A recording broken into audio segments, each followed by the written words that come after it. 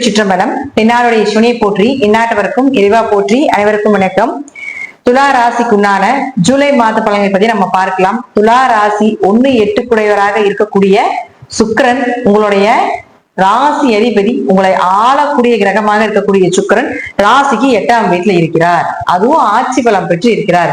ராசி அதிபதி ஆட்சி பலம் பெறுவது பணம், பொருளாதாரம், மதிப்பு, மரியாதை இதெல்லாமே இயற்கையா கொடுக்கக்கூடிய ஒரு அமைப்பு. அப்ப 8ஆம் இடத்துல இருக்குதே, அப்ப 8ஆம் இடத்துல ஆட்சி பலம் பெற்றால் மறைவுக்குண்டான வேலைகளையும் செய்யும்.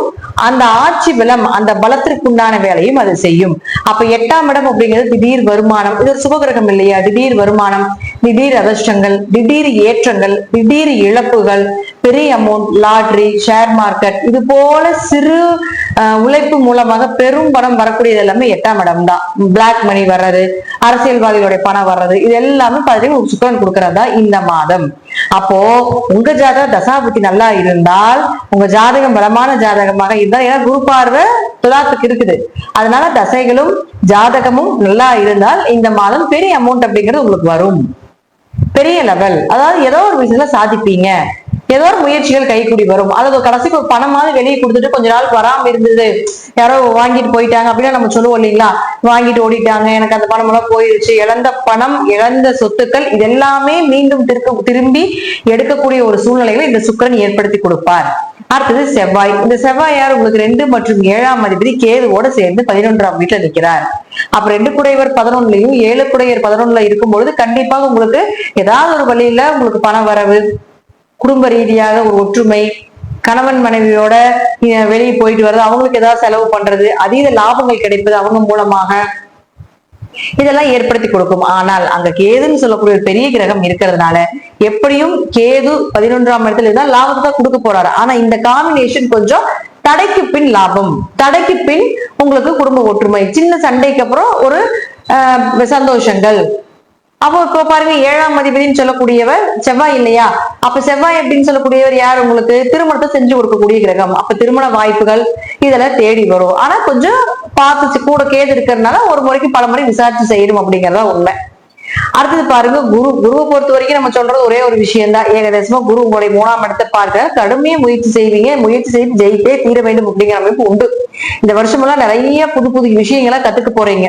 ஒரு ஸ்போர்ட்ஸாக இருக்கலாம், ஒரு பாட்டு, கலை, நடனங்கள், ஏதாவது ஒரு புதிய கலைகள் சார்ந்த விஷயத்துல ஆர்வங்களை காட்டுவீங்க. அதுல கத்துக்கிறதுக்கு உண்டான வாய்ப்புகள், அல்லது குருங்கிறது குழந்தைகள், உங்க குழந்தைகள் அதுல கத்துக்குவாங்க, அதுல ஒரு நல்ல ஒரு பெயர் புகழ் கிடைக்கும் அப்படிங்கறத நம்ம எடுத்துக்கலாம். அடுத்தது சனி.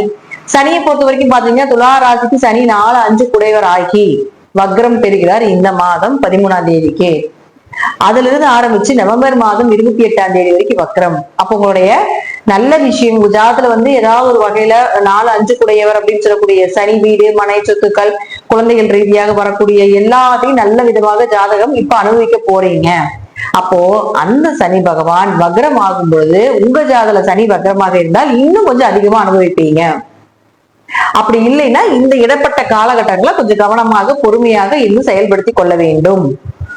அடுத்தது புதன். இந்த புதனை பொறுத்த வரைக்கும் பாத்தீங்கன்னா இது தனி பதிவாகவே நான் உங்களுக்கு கொடுக்குறேன். இப்ப நம்ம பொதுவா மாத பலன்ல கொடுக்கும் போது உங்களுக்கு நான் கொடுக்குறேன். இது தனி பதிவாகவே உங்களுக்கு சனி வக்ர பயிற்சி அப்படின்னு நம்ம அடுத்தது பார்க்கலாம். அடுத்தது புதனை பொறுத்த வரைக்கும் 9 மற்றும் 12ஆம் அதிபதியான புதன் உங்களுக்கு இப்போ 18ஆம் தேதி வரைக்கும் பாத்தீங்கன்னா 10ஆம் வீட்டுல இருக்க போகிறார். பொதுவா இத்தனை காலகட்டங்கள் பாருங்க, சூரியன் அப்படின்னு சொல்லக்கூடியவர் உங்களுடைய ராசிக்கு 11ஆம் அதிபதி ஆகி சிவராஜ யோகமாக 9ஆம் இடத்துல இருந்து குரு உங்களுடைய ராசியை பார்த்து பெயர், புகழ், மதிப்பு, கோவில் கட்டுறது, ஒரு கோவில் கட்டுமான பணிக்கு உதவுவது, நிறைய தான தர்மங்கள் இதெல்லாம் செய்யறதுக்குள்ள வாய்ப்பு கொடுத்துருக்கோம். அன்னதானமாவது கடைசி செஞ்சுட்டு வந்திருப்பீங்க அப்படிங்கிறது அமைப்பு. இப்ப அதே புதன் அதே சூரியனோட சேர்ந்த குரு இப்ப அடுத்தது இந்த புதனோட சேர போகிறார் இந்த சூரியன். அப்ப சூரியனும் புதனும் சேரும் பொழுது புதாத்திய யோகமாக அது வேலை செய்யும். அப்ப புதாத்திய யோகமாக அது வேலை செய்யக்கூடிய காலகட்டங்களை நிச்சயமாக உங்களுக்கு பெயர், புகழ், மதிப்பு எந்த அளவுக்கு அது கொடுத்துச்சோ இப்ப அதற்குண்டான ஒரு நல்ல ரிசல்ட். புதனும் சூரியனும் சேர்ந்தால் முதல்ல படிப்பு சார்ந்த விஷயங்கள். அப்போ படிப்புல யாராவது டல்லா இருக்கீங்க, ஒரு இடமாற்றம் பண்றீங்க, ஒரு ஸ்கூல் மாற்றம் பண்றீங்க, காலேஜ் மாற்றம் பண்றீங்க அப்படின்னா தாராளமாக செய்யலாம். அதுவே உங்க ஜாதகத்துல புதன் வக்ரமாக இருந்தால் இன்னும் கொஞ்சம் அதிவேகமாக செய்யலாம். ஏன்னா இந்த மாதம் புதனும் வக்ரம், சனியும் வக்ரம். இன்னும் 2 மாசம் கழிச்சு பார்த்தோம்னா குருவும் வக்ரம். அப்போ ஈக்குவலா உங்களுக்கு புதன் 18ஆம் தேதியிலிருந்து ஆகஸ்ட் மாதம் 11ஆம் தேதி வரைக்கும் வக்கரகதியில் இருக்கிறார். அப்ப இந்த இடப்பட்ட காலத்துல உங்க ஜாதகத்துல புதன் வக்கரமாக இருந்தால் கண்டிப்பாக ஜெயிப்பீங்க. ஏதோ ஒரு வழியில உங்களுக்கு லாபங்கள், பூர்வீக சொத்துக்கள், அப்பா மூலமாக வரக்கூடிய சொத்துக்கள், ஏதாவது தடை தாமதமா இருக்குது, அதெல்லாம் இப்ப ஏற்படுத்தி கொடுப்பார். வெளியூர் வெளிநாடு பயணங்கள், வெளிநாடு போலான்னு ரொம்ப தடையாயிட்டே இருக்குதுங்க அப்படின்னா இப்ப அந்த தடையெல்லாம் உடைச்சு கொடுப்பாரு. நான் படிக்கிறதுக்கு வெளிநாடு போறேன், வேலைக்காக வெளிநாடு போறேன், எனக்கு இப்ப இருக்கிற சம்பளம் எனக்கு பத்த மாட்டேங்குது, தொழிலுக்காக இம்போர்ட் எக்ஸ்போர்ட் பிசினஸ் கத்துக்கிறேன், அல்லது அதை கத்துக்கிட்டு நான் வெளிநாடு போய் வேலை செய்யறேன் அப்படிங்கிற எல்லா விஷயத்தையும் இந்த புதனும் சூரியனும் ஏற்படுத்தி கொடுப்பார் இந்த மாதங்கள். அதுக்கு உங்க ஜாதகம் வெளிநாட்டு ஜாதகமாக இருக்கணும். அங்க போய் நாம பொருள் ஈட்டக்கூடியவங்க, பணம் சம்பாதிக்கக்கூடியவர்கள், அதே போல அதே இடத்துல படிக்கக்கூடியவர்கள் அப்படிங்கிறது உங்க ஜாதகத்துல இருக்கும். அப்படி இருந்தால் கண்டிப்பாக அது நடக்கிறதுக்கு வாய்ப்புகள் உண்டு.